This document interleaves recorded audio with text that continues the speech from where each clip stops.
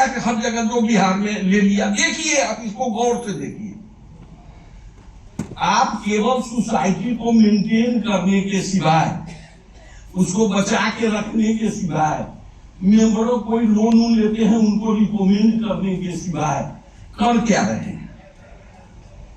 और नहीं कर रहे हैं तो क्या इस पर विचार नहीं किया जाना चाहिए? विजय बाबू से ज्यादा मजबूत कौन नेता होगा सहकारिता का, जो दोनों स्थिति में सहकारिता में भी है और सरकार में भी है, विधान परिषद में और विधान सभा और विधान परिषद और लोकसभा और राज्यसभा यही सरकार है जहां आपकी बात उठ सकती है, मंत्री उनकी बात सुन सकते हैं। तो अकर्मण्यता की स्थिति में जो भी हाउसिंग कोऑपरेटिव सोसाइटी है, वास्तविक स्थिति यह है कि वो अकर्मण्यता की स्थिति में है, वो सक्रिय नहीं है। किसी तरह से मीटिंग में भाग ले लेना, किसी को लोन दिलवा देना, रिकमेंड कर देना, सिवाय इसके आपको, और इंस्पेक्टर साहब से कोई एगो दरखास्त दे दिया तो इंस्पेक्टर साहब को भुगतना, फिर विजय बाबू को परेशान करना कि विजय बाबू चलिए जरा सा ज्वाइंट रजिस्ट्रार को कह दीजिए, डीसीओ साहब को कह दीजिए, संभव हो तो रजिस्ट्रार साहब को भी चल के कह दीजिए, हमारे जान बचाइए। हम लोग इतने करते हैं, सही है ये, इसके सिवाय कुछ नहीं। पिछले 20 से 25 साल से यह एक संयोग है कि बड़ी परेशानी में Bihar state housing cooperative federation का पिछले 5 साल पहले चुनाव हुआ। बड़ा एक संयोग था, 9 आदमी थे मेंबर, वोट सिर्फ 9 आदमी, वहां से आज ये स्थिति बनी है। कहा वहां से 5 साल में चल के विजय बाबू ने कहां से कोऑपरेटिव को, कहां हाउसिंग कोऑपरेटिव को पहुंचाया, इस पर गौर कीजिए। क्या विजय बाबू यह नहीं कर सकते हैं? आप सब लोग मिलकर विजय बाबू पर यह दबाव नहीं बना सकते हैं कि हमारा रजिस्ट्री का कॉस्ट खत्म किया जाए पूर्वी भांति? सरकार चुनाव में है, अभी बात मानी जा सकती है, ये समय है, तो आप दबाव बना रहे हैं। केवल मीटिंग में प्रस्ताव देके हम मीटिंग में कुछ कह के चले जाएं, इससे सहकारिता का भला नहीं होगा और कोऑपरेटिव का भला नहीं होगा। महोदय,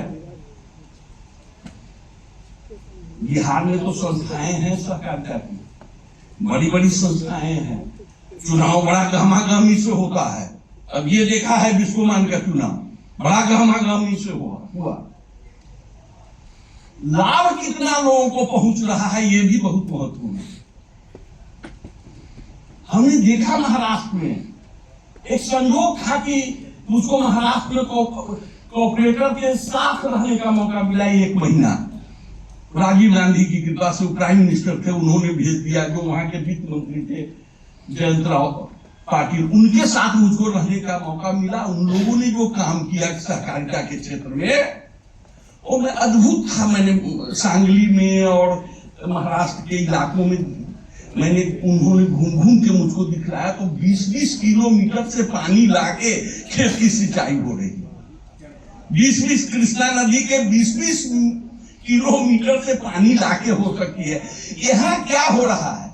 सिवाय सरकार कुछ अनुदान बांट दे, किसान को 6,000 रुपया प्रधानमंत्री जी दे दें, क्या 6,000 रुपया एक 5-10 आदमी के परिवार के जीवन का किसान का बस वही है कुछ क्या? और सहकारिता को करने के लिए अपार संभावनाएं हैं सहकारिता के क्षेत्र में, और गृह मंत्री मेहनत कर रहे हैं, सरकार बीजेपी की सरकार मेहनत कर रही है कि सहकारिता आगे बढ़े।